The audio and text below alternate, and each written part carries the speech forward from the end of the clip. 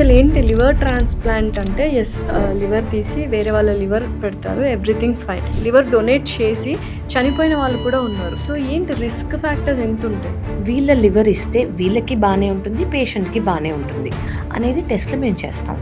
ఈ test ఇవాల్యుయేషన్లో 1% doubt ఉన్నా మేమే వద్దంటాం డోనర్ని. బికాజ్ డోనర్కి రిస్క్ అనేది అసలు రాకూడదు.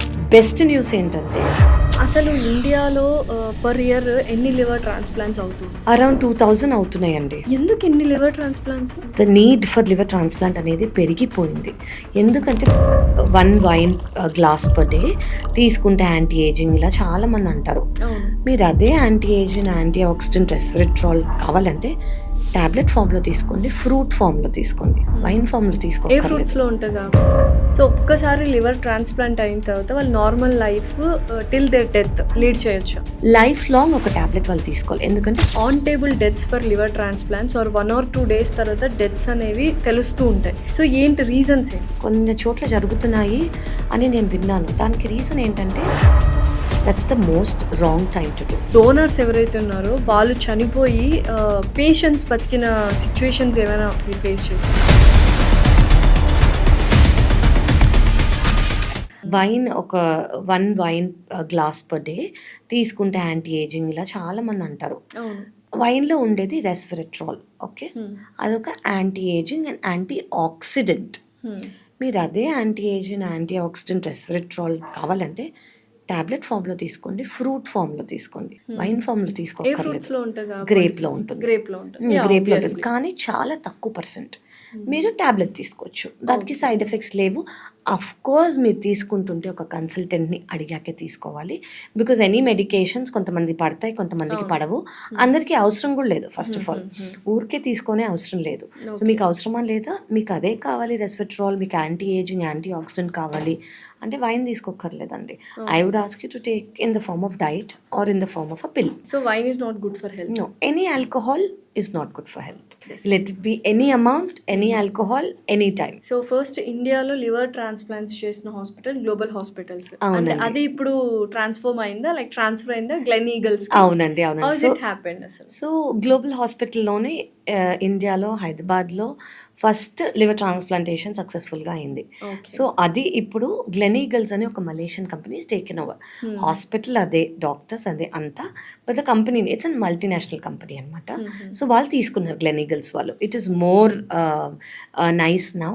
అండ్ ఇక్కడ లివర్ ట్రాన్స్ప్లాంటేషన్స్ అనేవి మోర్ దెన్ 10 yearsగా జరుగుతుంది కాబట్టి more experience, we know how to take deal with patients.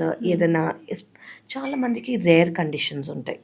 So ఆ రేర్ కండిషన్స్ని తెలుసుకోవటము అవన్నీ that's what we do, because it's been there for more than 10 years కదా. సో మీరు చూసిన కేస్ స్టడీలో అసలు పాపం తన లైఫ్ స్టైల్ కానీ ఎవ్రీథింగ్ చాలా మంచిగా ఉండి still she has a liver failure అన్న కేసెస్ ఏమైనా? 100% ఉంటాయండి. These are called auto immune diseases. Okay, auto immune అంటే మన ఇమ్యూనిటీని, లివర్ సెల్స్ని ఎఫెక్ట్ చేయటం. ఇలా కొంతమందికి మిడిల్ ఏజ్డ్ ఉమెన్కి ఒకవేళ ఫ్యామిలీ హిస్టరీ ఉంటే అయ్యే అవకాశం ఉంటుంది. ఆటో ఇమ్యూన్ వాళ్ళకి ప్రతి వాళ్ళకి ట్రాన్స్ప్లాంట్ అవసరం లేదు.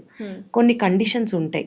ఒకవేళ జాండిస్ ఉన్నా, సివియర్ ఇచ్చింగ్ ఉన్నా, అంటే ఇంకా ఇచ్చింగ్, సివియర్ ఫెటీగ్ అంటే బలహీనత ఎంత ఉంటుందంటే వాళ్ళు కూర్చున్నా కూడా వాళ్ళు వీక్గా ఫీల్ అవుతారు. సో ఇలా కొన్ని కండిషన్స్ ఉంటాయి అన్నమాట. ఇలా ఉంటేనే ట్రాన్స్ప్లాంట్ చేస్తాం కానివ్వండి. లేదంటే ఆటోఇమ్యూన్ వాళ్ళకి లివర్ ప్రాబ్లం ఉన్నా కూడా ఇమ్యూనిటీని సప్రెస్ చేసే మెడికేషన్స్ ఇచ్చి చాలా ఇయర్స్ వాళ్ళు నార్మల్గా ఉండొచ్చు. ఎంత చిన్న ఏజ్ బేబీకి మీరు లివర్ ట్రాన్స్ప్లాంట్ చేశారు? Months 20 days. 20 days బేబీకి లివర్ ట్రాన్స్ప్లాంట్ చేశారు. యాజ్ యంగ్ 20-25 days కూడా. అంటే ప్రాబ్లం ఏంటి? సో వాళ్ళకి లివర్ ఉంటుంది, లివర్లో బైల్ డక్ట్స్ అని ఉంటాయి. చాలా మంది పిల్లలకి స్కాన్ ద్వారా మనకు తెలుస్తుంది అనమాట. బైల్ డక్ట్స్ అనేది ఫామ్ అవ్వలేదు, లేదా అందులో ప్రాబ్లం ఉంది, లేదా ఏదైనా అనాటమికల్గా ప్రాబ్లం ఉందనుకోండి, మనం ఖచ్చితంగా సర్జరీ చేయాలి. అండ్ సర్జరీ ఎంత జల్దీ చేస్తే అంత మంచిది. అండ్ పిల్లలకి అఫ్ కోర్స్ పేరెంట్స్ కానివ్వండి, గ్రాండ్ పేరెంట్స్ కానీ ఇస్తారు. వాళ్ళకి వితిన్ 2 weeks to 4 weeksలో ముందు ఎంత లివర్ ఉందో అంత గ్రో అయిపోతుంది. Baby will be normal. So ఒక్కసారి లివర్ ట్రాన్స్ప్లాంట్ అయిన తర్వాత వాళ్ళు normal life till their death lead చేయొచ్చు. ఇప్పుడు మనం అందరం ఎలా ఉన్నామో, ఇప్పుడు మన లివర్ని టేక్ కేర్ చేసుకోవాలి కదా. హెల్దీ హ్యాబిట్స్తో కానివ్వండి, ఆల్కహాల్ తీసుకోకుండా కానివ్వండి, ఫ్యాటీ మీల్స్ తీసుకోకుండా కానివ్వండి, యాక్టివ్ లైఫ్ స్టైల్ ద్వారా కానివ్వండి, ఎలా మనం మెయింటైన్ చేసుకుంటామో వాళ్ళు కూడా అంతే.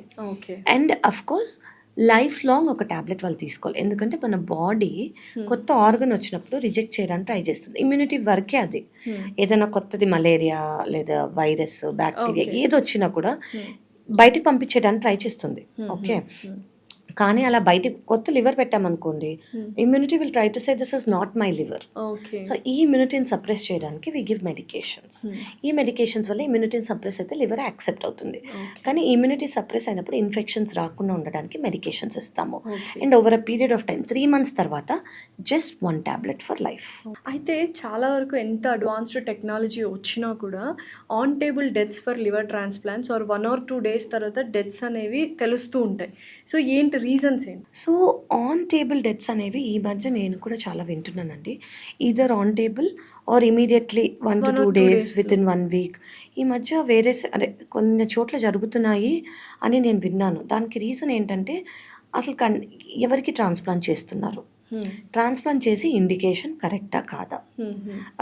ఇప్పుడు మినిమలీ ఇన్వేజివ్ సర్జరీస్ అని మేము చెప్తున్నాం కదా, ఈ మినిమలీ ఇన్వేజివ్ సర్జరీస్ అందరికీ చేయలేము. ఎనాటమీ చూసి, ఆ పర్సన్ని చూసి, వాళ్ళ టెస్ట్లు చూసి ఇది ఈ డోనర్కి కరెక్టా కాదా అనేది చూస్తాము. ఓకే, అదే మినిమలీ ఇన్వేసివ్ సర్జరీ అందరికీ చేస్తున్నారు అనుకోండి, దానివల్ల రిస్క్ అనేది ఉంటుంది. ఓకే, అదొకటి. ఇంకోటి ఏంటంటే చూస్ చేసే పేషెంట్. ఇప్పుడు పేషెంట్ మన దగ్గరకు వచ్చారనుకోండి, అందరికీ ట్రాన్స్ప్లాంట్ అవసరమా? ఎస్.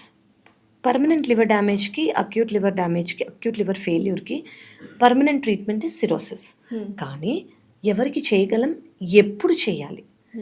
సెప్సిస్ అంటే ఇన్ఫెక్షన్ ఉన్నప్పుడు చేసామనుకోండి, that's the most wrong time to do.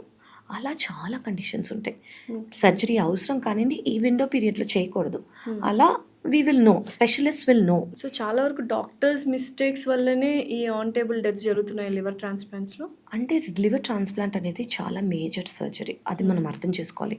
ఒక సర్జరీకి మినిమల్ కాంప్లికేషన్స్ అనేది ఉంటాయి. ఎందుకంటే it is a surgery. Blood loss కానివ్వండి, సర్జికల్ టైంలో ఉండే ఇవి మనం మేనేజ్ చేసుకోగలగాలి. అది ఆఫ్కోర్స్ ఒక ఎక్స్పీరియన్స్ టీమ్కి ఇవి వస్తాయి, ఈ పేషెంట్కి మనం ఇలా చేసుకుందాము, ఇవి రెడీ పెట్టుకుందాము అని అనుకుంటారు. కానీ ఎస్, కొన్ని కేసెస్కి అటు ఇటు అవ్వచ్చు. కానీ ఏ పేషెంట్ని ఎప్పుడు చూస్ చేసుకోవాలి, ఆ చూస్ చేసుకున్నప్పుడు ఈ పేషెంట్కి అవసరమా, ఈ టైంలో చేయటం కరెక్టా అనేది is a very crucial. Timing of transplant is extremely important. ఈ టైమింగ్ ఆఫ్ ట్రాన్స్ప్లాంట్ అనేది ఇప్పుడు చేస్తే రిస్క్ లేదు, ఇప్పుడు చేస్తే రిస్క్ ఉందని మాకు ఖచ్చితంగా తెలిసిపోతుంది. That is what is a crucial thing. That timing is what it is. Liver transplants చేసిన వాళ్ళు, డోనర్స్ ఎవరైతే ఉన్నారో వాళ్ళు చనిపోయి పేషెంట్స్ బతికిన సిచ్యువేషన్స్ ఏమైనా మీరు ఫేస్ చేశారు? అంటే మా సెంటర్లో అయితే మేము చూడలేదండి అలాగా. రెగ్యులర్గా అంటే we are very strict with donor safety. మా దగ్గర డోనర్ వచ్చారంటే అలాగే బయటకు వెళ్ళాలి. We are very very very strict.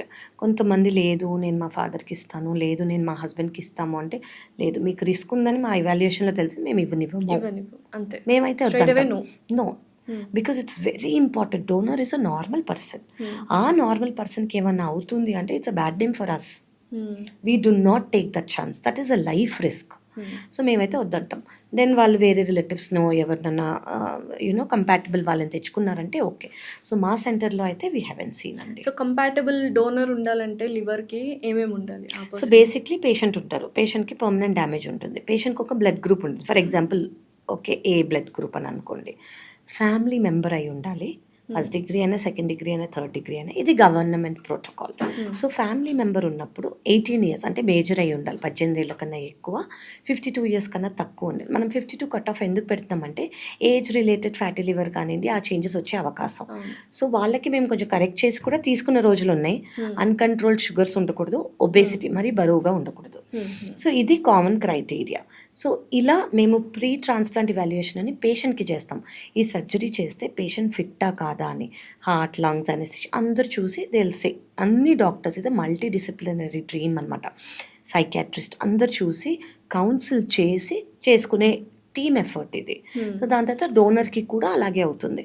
డోనర్కి first donor విల్లింగ్గా donor వాలంటరీగా ముందుకు వచ్చారా లేదా, ఎవరన్నా ఫోర్స్ చేశారా, ఇవన్నీ కూడా మేము చూస్తాం. It is very very important for us. Yes, definitely. పర్సనల్గా అలోన్గా మేము డోనర్తో మాట్లాడతాం, ఫ్యామిలీ మెంబర్స్ లేకుండా. అండ్ దెన్ కౌన్సిలింగ్స్ జరుగుతాయి. ఓకే మీకు ఇలా ఉంటుంది, భయం అనేది ప్రతి వాళ్ళకి కామన్. సో అది సర్జరీ అంటే ఇంకా భయం అనిపిస్తుంది వాళ్ళకి. సో మేము మాట్లాడతాము, కౌన్సిల్ చేస్తాము, వాళ్ళని కంఫర్టబుల్ అయ్యాకే ఈ ఫ్యామిలీకి, ఇది గవర్నమెంట్ ప్రోటోకాల్ కాబట్టి ఓన్ ఫ్యామిలీ అంటే ఫస్ట్ డిగ్రీ ఫ్యామిలీ అంటే ఎక్కువ పేపర్ వర్క్ ఉండదు. సెకండ్ డిగ్రీ థర్డ్ డిగ్రీ అయితే పేపర్ వర్క్ కొంచెం చూపించాల్సి వస్తుంది గవర్నమెంట్కి, because a kind of relation, ఎలా రిలేటివ్స్ అని తెలుసుకోవడానికి. సో ఇలా కంపాటబుల్ అయితే we go head with the surgery. So family donors కాకుండా వేరే వాళ్ళని ఎలా తీసుకొస్తారు? Is it very difficult to get a donor? అంటే ఇప్పుడు వెరీ డిఫికల్ట్, ఎందుకు అంటే లివర్ ప్రాబ్లమ్స్ అనేవి చాలా పెరిగిపోయాయి. అవును.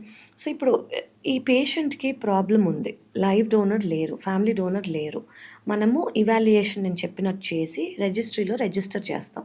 ఓ గ్రూప్లో రిజిస్టర్, ఓ గ్రూప్ పేషెంట్ ఓ గ్రూప్లో రిజిస్టర్ చేసామనుకోండి, వాళ్ళకి ఎవరన్నా చనిపోతే వాళ్ళ ఫ్యామిలీ దానంగా ఇచ్చే ఆర్గన్. ఓకే, ఆ ఆర్గన్ ఇప్పుడు వీళ్ళని రిజిస్టర్ చేసినప్పుడు వాళ్ళు 5వ పొజిషన్లో ఉన్నారనుకోండి, ఓ గ్రూప్ ఆర్గన్ వచ్చినప్పుడు ఫస్ట్లో ఎవరు ఉంటారో వాళ్ళకి దక్కుతుంది. సో వీళ్ళు 5 నుంచి 4, 4 నుంచి 3, 3 నుంచి 2, 2 నుంచి 1 అలా వెళ్తారు.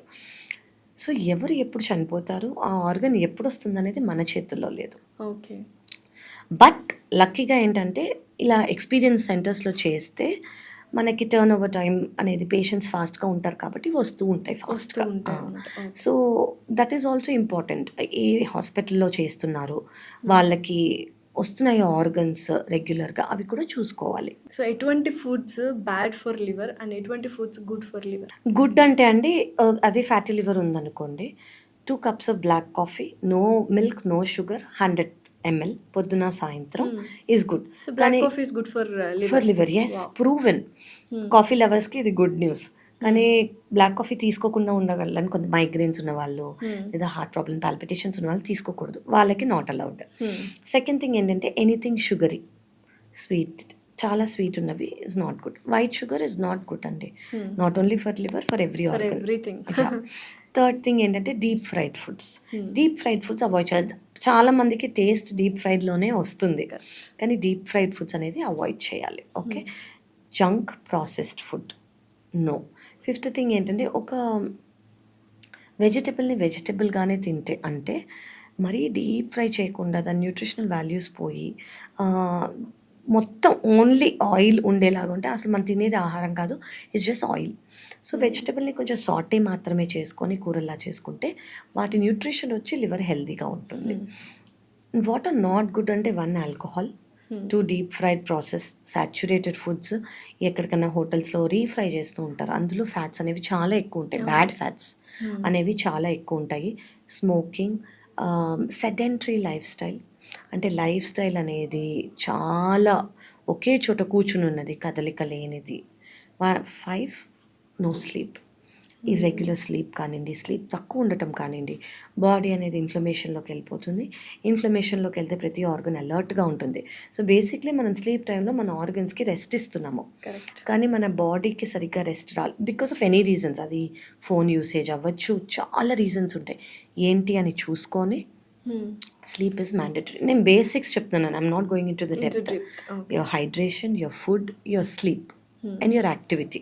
సో మెంటల్ స్ట్రెస్ ఉంటే కూడా లివర్ హెల్త్ అనేది పాడైపోతుంది. అంటే gut health, liver health directly, మన gut is our second brain. So మన బ్రెయిన్ లో మూడ్లో ఉంటే మన గుడ్ బ్యాక్టీరియా అనేవి హైగా ఉంటాయి. మన బ్రెయిన్ అనేది హై మోడ్లో ఉంటే, అదే లో మూడ్లో ఉంటే బ్యాక్టీరియా తక్కువ అవుతాయి. హై మూడ్, హ్యాపీనెస్ అలా ఉన్నామనుకోండి, గుడ్ బ్యాక్టీరియా ఎక్కువ ఉంటాయి. Several studies are coming up. ఇప్పుడు వరకు దీనివల్ల ఈ ప్రాబ్లం వచ్చింది, దీనివల్ల ఈ ప్రాబ్లం వచ్చింది అని చెప్పి, ఇప్పుడు recent studies everything is about gut bacteria. ఈ గట్ బ్యాక్టీరియా 90% బాగుందంటే మీరు 90% బాగున్నట్టు. సో ఇట్స్ డైరెక్ట్లీ రిలేటెడ్ అనమాట. So more information will be getting in future, we can talk about it. But gut is everything, gut bacteria is everything. వాటిని మీరు ఎలా take care చేసుకుంటారో, by reducing sugar foods, by reducing dairy products. Dairy is not good అండి, calcium తింటే bones gains బాగుంటాయి. అదే మిల్క్లో calcium ఉంటే ఎంతోమందికి ఆర్థరైటిస్ రావు. ఓకే, సో ఏది రాంగ్ అవుతోంది, అది వెయిటా, అది అండర్లైయింగ్ మెడికల్ కండిషనా ఏంటి అనేది మనం చూసుకోవాలి, దాన్ని ట్రీట్ చేసుకోవాలి. So diet activity, sleep plays a major role, hydration plays a major role. And ఇంకొకటి, నువ్వు చీప్ లిక్కర్ తాగుతున్నావు, లివర్ పాడైపోతుంది, చక్కగా ఫారిన్ బ్రాండ్ స్కాచ్, విస్కీ ఇవి తీసుకుంటే యువర్ హెల్త్ ఈస్ గుడ్ అని అంటుంటారు. ఎంతవరకు కరెక్ట్ అసలు? ఆల్కహాల్ ఇస్ ఆల్కహాల్ అండి, చీప్ లిక్కర్ అయినా ఫారిన్ బ్రాండ్ అయినా ఏదైనా. ఓన్లీ థింగ్ ఇస్ చీప్ లిక్కర్లో amount of percentage of alcohol ఎక్కువ ఉంటుంది. So of course it is more dangerous. It is not like this is non dangerous. Whisky, scotch non dangerous కాదు, అవి more dangerous. వాటికి impact ఇమీడియట్గా తెలిసిపోవచ్చు. తీసుకున్న వాళ్ళు blood వామిటింగ్తో next day వచ్చిన వాళ్ళు నా దగ్గర ఉన్నారు, చాలా వందల మంది, వేల మంది actually. You take a high quantity ఉన్న లిక్కర్, 40%, 30%, 20%, అసలు జనరల్గా అంత ఉండవు. సో అంత తీసుకున్న వాళ్ళు ఉన్నారు. నెక్స్ట్ డే స్టమక్ అల్సర్ కానివ్వండి, లివర్ ఎగ్జాజరేట్, లివర్ ఫెయిల్యూర్ అనేది వర్సన్ అయ్యి బ్లడ్ వామిటింగ్తో వచ్చిన వాళ్ళు ఉన్నారు. So alcohol in any form is not good. ఎక్కడో బ్లడ్ వామిటింగ్ ని చాలా కేర్లెస్ గా తీసుకుంటూ ఉంటారు. ఒకసారి వస్తే ఇట్స్ ఓకే అనుకుంటారు, నా థ్రోట్ బాగాలేదు అనుకుంటారు, లేదా నిన్న కారం తిన్నాను అందుకే అని. అసలు చాలా మందికి వాళ్ళు తీసుకునే ఆల్కహాల్ ఇంటేక్ వీక్లీ 3-4 times అయినా అది ప్రాబ్లం చేస్తుందని నమ్మాలని అనుకోరు. అది ఓకే, దానివల్లే నాకు happiness. First alcohol is doing you wrong అని అర్థం చేసుకోవాలి. వాట్ ఈజ్ ఇట్ డూయింగ్ అనేది మీరు మా దగ్గరకు వచ్చి అడగండి, మేము చెప్తాము. అండ్ ఒకవేళ మీరు చెప్పినా అర్థం చేసుకోలేని స్టేజ్, అంటే అడిక్షన్ స్టేజ్లో ఉన్నారనుకోండి, of course psychologist and psychiatrist will help. చాలా మందికి ఒక ట్యాబు, నేనేంటి సైకాట్రిస్ట్ దగ్గరికి వెళ్ళేదని, నేనేంటి సైకాలజిస్ట్ దగ్గరికి వెళ్ళేదని, నాకు అవసరమే లేదు అని ఒక ట్యాబు, ఒక ఈగో వచ్చేస్తుంది. ఏమీ కాదండి, సైకాట్రిస్ట్ అనేది ఉన్నది దానికి, మిమ్మల్ని హెల్ప్ చేయడానికి వాళ్ళు ఉన్నారు. మీకు అడిక్షన్ అనేది వస్తే మాత్రలు ఇచ్చి మాట్లాడి మీకు హెల్త్ ప్రాబ్లమ్స్ రాకుండా చూసుకోవడానికి ఉన్నారు. So don't feel a taboo for it. మీకు అనిపించింది వాళ్ళ దగ్గరికి వెళ్ళి మాట్లాడండి, నాకు ఇలా అనిపిస్తుంది. They will talk to you for hours. Psychiatrist చాలాసేపు మాట్లాడతారు.